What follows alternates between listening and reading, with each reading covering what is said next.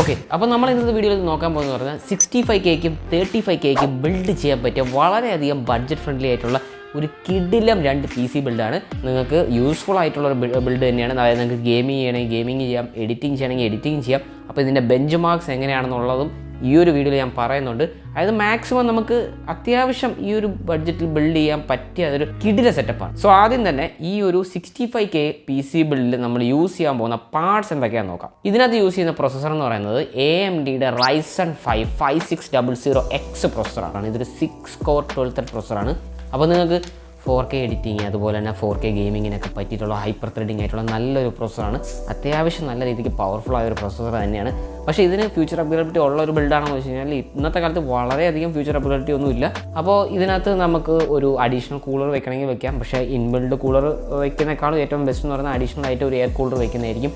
Deep കൂളിൻ്റെയൊക്കെ ഒരു air cooler വെക്കുകയാണെന്നുണ്ടെങ്കിൽ കുറച്ചുകൂടെ better performance കിട്ടുന്നതായിരിക്കും. അടുത്ത ഇതിനോട് പെയർ ചെയ്യാൻ പറ്റിയ വളരെയധികം അഡ്വാൻസ്ഡ് ഫീച്ചേഴ്സ് ഉള്ള നല്ല സൂപ്പർ മദർ ബോർഡ് എന്ന് പറയുന്നത്, അതായത് ഒരു കുറഞ്ഞ ബഡ്ജറ്റിൽ കിട്ടാവുന്ന ഏറ്റവും ബെസ്റ്റ് മദർ ബോർഡ് എന്ന് പറയുന്നത് MSIയുടെ B550 Pro VDH wifi mother ബോർഡാണ്. ഇതിനകത്ത് 4 RAM സ്ലോട്ട് വരും. അതുപോലെ തന്നെ നമുക്കിതിനകത്ത് M.2 NVMe സ്ലോട്ട് കിട്ടുന്നുണ്ട്. പിന്നെ ഈ ഒരു മദർ ബോർഡ് MSI ആയതുകൊണ്ട് തന്നെ നമുക്ക് VRM ഇഷ്യൂസ് ഒന്നും വരത്തില്ല. അതായത് ഓവർ ഹീറ്റിങ്ങോ അല്ലെങ്കിൽ ഓവർ ലോഡ് എടുത്തു കഴിഞ്ഞാൽ മദർ ബോർഡിന് വലിയ ഇഷ്യൂസും കാര്യങ്ങളൊന്നും വരാൻ ചാൻസ് ഇല്ല. കാര്യം ബെസ്റ്റ് VRAM ഉള്ള ഒരു മദർ ബോർഡാണ്. ബെസ്റ്റ് VRM ഉള്ള മദർ ബോർഡാണ്. അതായത് നമുക്ക് അത്യാവശ്യം നല്ല ഹീറ്റിംഗ് ഒക്കെ താങ്ങാൻ പറ്റിയ ഒരു മദർ ബോർഡാണ്.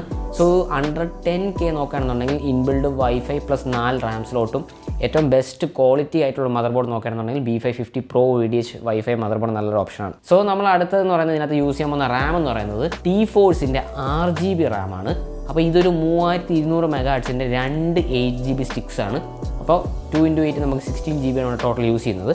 നമുക്ക് ഈ ഒരു മദർ ബോർഡിൽ തന്നെ 4 RAM സ്ലോട്ട് വരുന്നുണ്ട്. അതുകൊണ്ട് തന്നെ നമുക്ക് ഭാവിയിൽ വേണമെങ്കിൽ ഒരു 32GB RAM ആക്കി മാറ്റാൻ പറ്റും. സോ നമുക്ക് ഒരു ഇപ്പോൾ തൽക്കാലത്തേക്ക് 16GB ആവശ്യമൊക്കെ വരത്തുള്ളൂ. അപ്പോൾ അത്യാവശ്യം നല്ല രീതിയിലൊക്കെ കാര്യങ്ങളൊക്കെ വളരെ സ്മൂത്തായിട്ട് ഓടും. 4K റെൻഡറിങ്ങും അതുപോലെ തന്നെ ഗെയിമിങ്ങിനും കാര്യങ്ങളൊക്കെ അത്യാവശ്യം വളരെ സ്മൂത്തായിട്ട് ഓടി പോകുന്ന ഒരു സെറ്റപ്പ് തന്നെയാണ്. അടുത്തെന്ന് പറയുന്നത് ഇതിനകത്ത് നമ്മൾ യൂസ് ചെയ്യാൻ പോകുന്നത് M.2 NVMe ആണ്. അപ്പോൾ ഈ ഒരു M.2 NVMe എന്ന് പറയുമ്പോഴത്തേക്കും വളരെയധികം ബെറ്റർ M.2 NVMe ആണ്.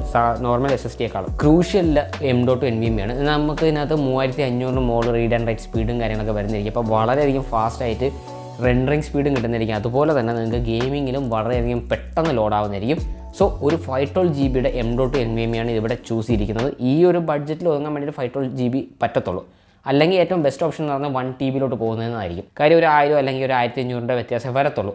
പക്ഷേ നമുക്ക് ഇതിനകത്ത് ഒതുക്കണം എന്നുള്ളതുകൊണ്ടാണ് ഇതൊരു 512GB ഒതുക്കിയത്. അടുത്തെന്ന് പറയുന്നത് നമ്മൾ ഇതിനകത്ത് യൂസ് ചെയ്യാൻ പോകുന്ന പവർ സപ്ലൈ എന്ന് പറയുന്നത് മിനിമം ഒരു 550 വാട്ടിൻ്റെ പവർ സപ്ലൈ എന്തായാലും വേണം. സോ ഡീപ്പ് കൂളിൻ്റെ ഒരു 550 വാട്ടിൻ്റെ 80+ ബ്രോൺസ് പവർ സപ്ലൈ എടുക്കുന്നവർക്ക് 80+ ബ്രോൺസ് എടുക്കാം. അതല്ല സ്റ്റാൻഡേർഡ് പ്ലസ് പവർ സപ്ലൈ എടുക്കുന്നവർക്ക് എടുക്കാം. പക്ഷേ ഇതിനകത്ത് ഇപ്പോൾ ചൂസ് ചെയ്യുന്ന ഡീപ്പ് കൂളിൻ്റെ ഈ 550 വാട്ടിൻ്റെ പവർ സപ്ലൈ വളരെയധികം നല്ല പവർ സപ്ലൈ ആണ്.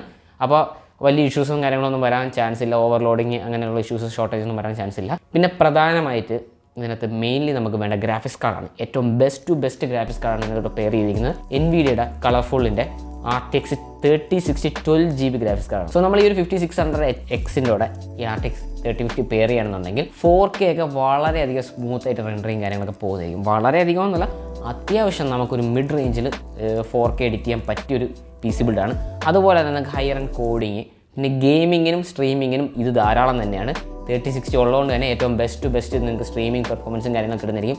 മിക്ക ഗെയിംസിലും എത്രത്തോളം FPS കിട്ടുന്നുണ്ടെന്ന് നിങ്ങൾക്ക് ഇവിടെ കാണാൻ സാധിക്കും. എബവ് 55 എന്തായാലും ഒരു ഹൈ സെറ്റിങ്സ് ഇട്ട് കഴിഞ്ഞാൽ നിങ്ങൾക്ക് എങ്ങനെയായാലും FPS കിട്ടുന്നതായിരിക്കും. അപ്പോൾ വളരെയധികം സ്മൂത്തായിട്ട് റൺ ചെയ്ത് പോകാൻ പറ്റിയ ഒരു കോംബോ തന്നെയാണ് 5600Xും RTX 3060. പിന്നെ ക്യാബിനറ്റ് എന്ന് പറയുന്നത് നിങ്ങളുടെ ഒരു ചോയ്സാണ്. പക്ഷേ ഞാനിവിടെ ഒരു അത്യാവശ്യം ഒരു കൊള്ളാവുന്ന ഒരു ക്യാബിനറ്റ് വളരെയധികം കുറഞ്ഞ റേറ്റിന് കിട്ടുന്ന ഒരു ബെസ്റ്റ് ക്യാബിനറ്റ് ആൻറ്റി സ്പോർട്സിൻ്റെ 100 Air എന്ന് പറയുന്ന ഒരു ക്യാബിനറ്റാണ്. ഇതിപ്പോൾ ന്യൂലി റിലീസായ ഒരു ക്യാബിനറ്റാണ്. ഇതിനകത്ത് നമുക്ക് ഇൻബിൽഡ് RGB ഫാനും കാര്യങ്ങളൊക്കെ വരുന്നുണ്ട്. അത്യാവശ്യം നല്ല ലുക്കുമാണ്. വളരെയധികം എയർ ഫ്ലോ ഒക്കെ ഉള്ള ഒരു ബെസ്റ്റ് ക്യാബിനറ്റാണ്. ഈ ഒരു 3000 ബഡ്ജറ്റ് നോക്കുകയാണെന്നുണ്ടെങ്കിൽ വളരെ കിട്ടില്ല ക്യാബിനറ്റ്. സോ അടുത്തെന്ന് പറയുന്നത് നമ്മൾ രണ്ടാമത്തെ ബിൽഡ് എന്ന് പറഞ്ഞാൽ 35Kക്ക് ബിൽഡ് ചെയ്യാൻ പറ്റിയ ബഡ്ജറ്റ് ഫ്രണ്ട്ലി ആയിട്ടുള്ളൊരു PC ബിൽഡാണ്. ഇവിടെയും നമ്മളൊരു റൈസൻ ബിൽഡ് തന്നെയാണ് ചെയ്യുന്നത്. നിങ്ങൾക്ക് ഇൻറ്റൽ ബിൽഡ് ചെയ്യണമെങ്കിൽ ചെയ്യാം. പക്ഷേ അത് കുറച്ച് പഴയതായി പോയി, അതല്ലെങ്കിൽ തന്നെ കുറച്ചുകൂടെ പവർഫുൾ അല്ലായിരുന്നു എന്ന് എനിക്ക് തോന്നിയുകൊണ്ട് ഈ ഒരു ബഡ്ജറ്റിൽ റൈസൻ തന്നെയാണ് ഏറ്റവും ബെസ്റ്റ്. AMDയുടെ Ryzen 5 3600 എന്ന് പറയുന്ന പ്രൊസസ്സറാണ്. ഇതും 6 കോർ 12 ത്രെഡ് ആണ്. അപ്പോൾ ഇതിന് പകരം നിങ്ങൾ ഇൻ്റലിൽ ഏത് യൂസ് ചെയ്യാൻ പറ്റുമെന്ന് വെച്ച് കഴിഞ്ഞാൽ ഇൻ്റലിൽ i3 10th ജനറേഷൻ മാത്രമേ പറ്റത്തുള്ളൂ. അപ്പോൾ അത് ജസ്റ്റ് 4 കോർ A3 ആണ്. അത് ചൂസ് ചെയ്യുന്നത് നല്ലതല്ലെന്ന് ഞാൻ പറയത്തുള്ളൂ. അതിനേക്കാൾ ഏറ്റവും ബെസ്റ്റ് ഓപ്ഷൻ എന്ന് പറയുന്നത് AMDയുടെ Ryzen 5 3600 ആണ്.